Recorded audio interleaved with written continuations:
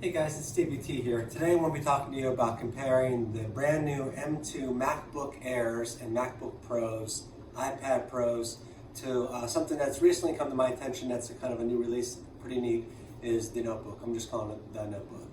It comes plain or you can put cute stickers on it. One thing to point out is that the M2 MacBook Pro and MacBook Air both start at over $1,000. The Air is going to be about $1,000.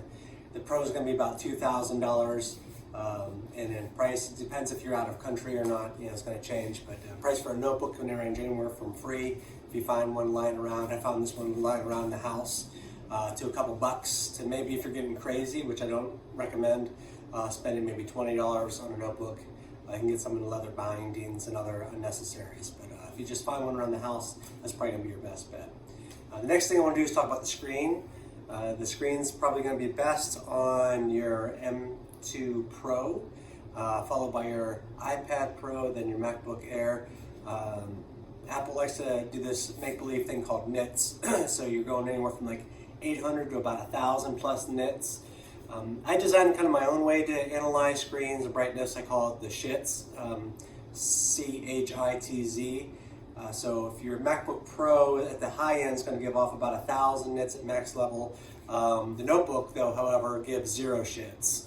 As long as you have eyes that can receive visible spectrum of electromagnetic radiation and you have a light source, you should be able to see it just fine at 0 shits.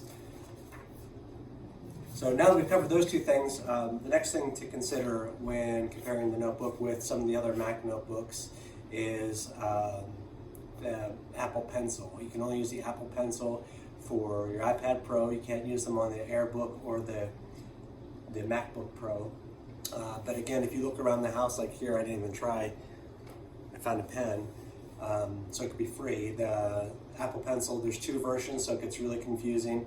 They're both pretty expensive, over $100 versus a pen. Now, what's nice about this is that it could write on here. It doesn't necessarily need to charge.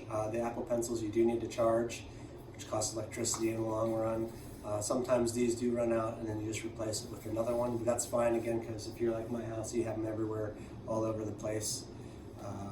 Kind of like alcohol and energy drinks in a convenience shop. So it works really well. I drew a picture, you can kind of doodle around, you can practice your Japanese in your notebook.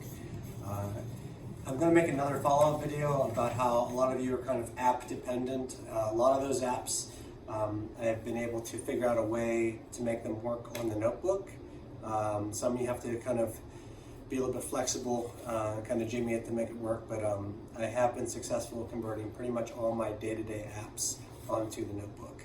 I know a lot of you are trying to do hybrid models or just trying to leave pen and paper behind, just all apps for everything, 7 different apps for the same thing.